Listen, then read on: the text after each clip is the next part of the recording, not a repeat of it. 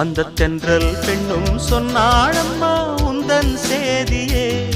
அவள் சொன்ன பின்பு மின்னல் போல வந்தேன் தேடியே.